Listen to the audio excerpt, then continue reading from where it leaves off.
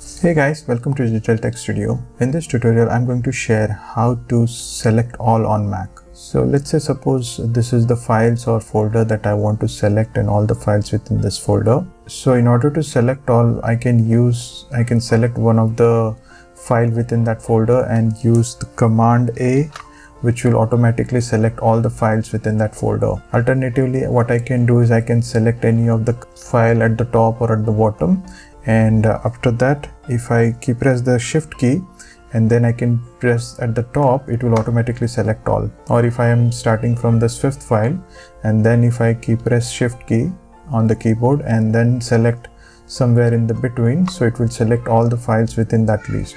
So in this way I can select partially or select all using the keyboard key as well as the mouse click. I hope you find this video helpful. Please hit the like button and subscribe if you haven't already. Thank you for watching. See you in the next one.